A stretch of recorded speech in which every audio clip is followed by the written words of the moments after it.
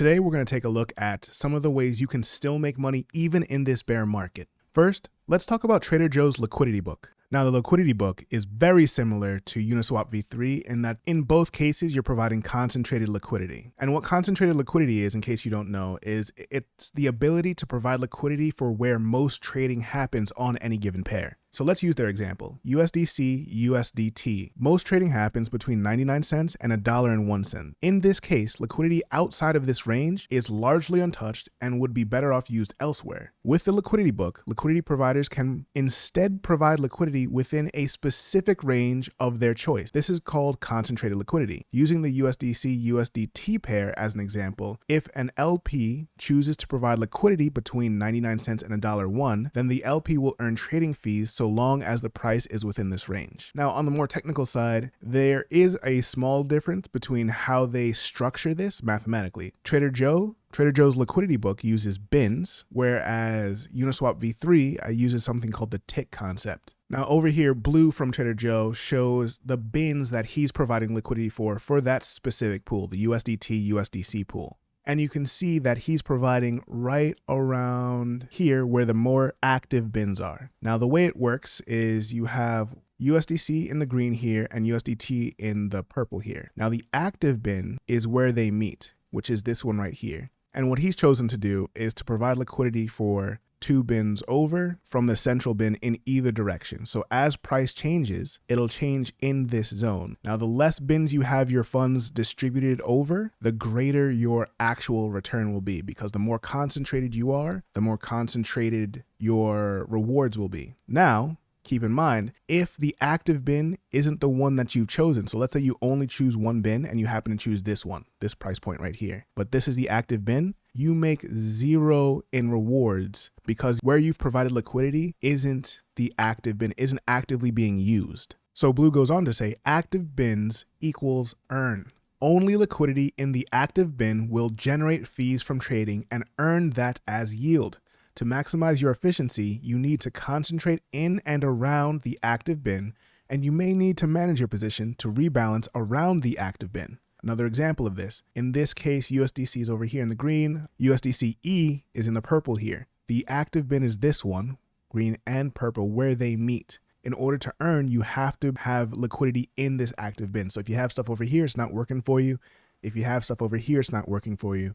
Only whatever's here works for you. Not in an active bin, he says, you're not earning. Obviously, there's a different risk strategies to consider, but spreading liquidity thin on a tightly ranged pool like USDC, USDCE may mean you lose out on fee accrual and thus earn lower yield. So, like we just said again, if you're here or here, you're not earning anything, only if you're here. They do have vault strategies. Vaults will optimize to earn higher yield versus the base. They'll do that by keeping liquidity within a tight position and rebalancing when needed. Again, it'll rebalance where you keep your pool, keeping you more towards the active bin than most people would have time for normally. Now, let's talk about Thorchain's Saver Vaults.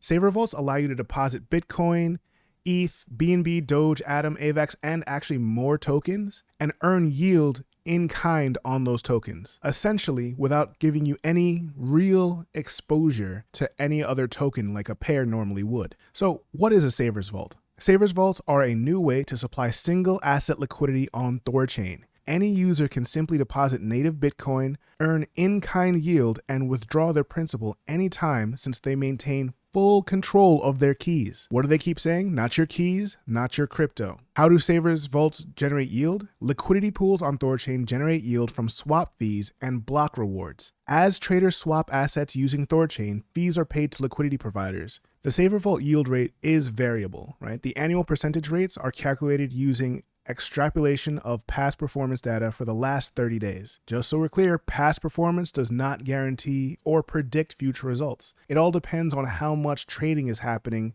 on any given day. So are there fees to enter and exit a Savers Vault? Essentially, there are slippage fees that vary depending on the size of your deposit.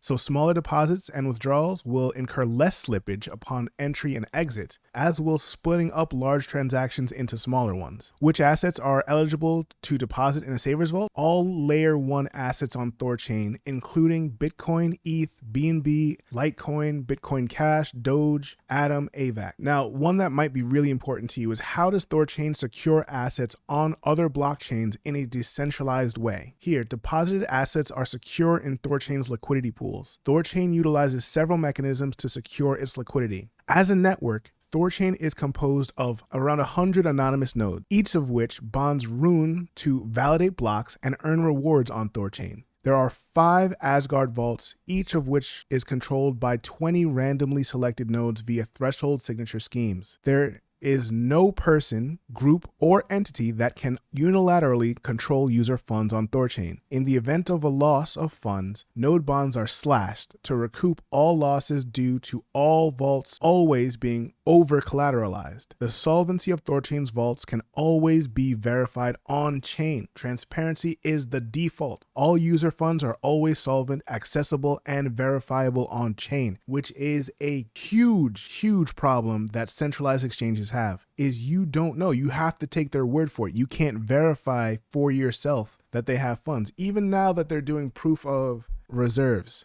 you have to take their word for it. You can't go in and find out for yourself and look at the back end and see where all this money is at. Here on Thorchain, you can for yourself if you so choose to. Now, let's take a look at the risks for Savers Vaults. Although Savers has been designed to mitigate risk, the possibility of loss cannot be eliminated completely. One risk is a temporary chain halt. If Thorchain halts for any reason, let's say something shady is happening and then the chain halts while they figure that out. Withdrawals may be temporarily halted, but funds are unaffected. For security, funds cannot be moved while chain is paused. Withdrawals will be re-enabled when trading is resumed after a node vote. You also have to worry about slip-based fee upon entry and exit. Users are charged a slip-based fee upon entering a Savers Vault, which decreases the redeemable position of a user depositing/withdrawing. So be careful when you're making a deposit or withdrawal. Make sure you understand whatever kind of slippage you might incur. Also, you have to worry about severe drawdown of asset depth in the Thorchain pools. It is possible for savers to pay higher exit fees than entrance fees if the asset, i.e. Bitcoin, Ethereum, etc., if the depth of that asset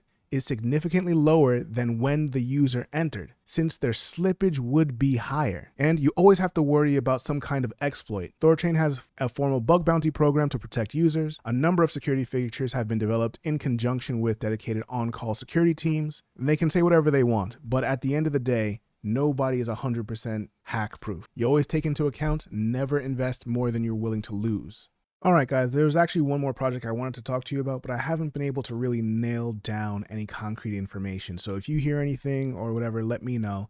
It's called Bo by Team Kujira, and it's another place where you should be able to add liquidity and earn staking rewards in various different coins for that liquidity. From what I've gotten so far, based on who's willing to put up that reward system to incentivize the liquidity. Now, again, I don't know that much information about it. I've just heard the basic concept, and I kind of wanted to mention it to get the ball rolling, get people thinking about it. And I should have a more detailed video in the future as information comes back out. So with that being said, that's it for this video, guys. I will see you in the next one. And as always, we can keep talking about getting more coins.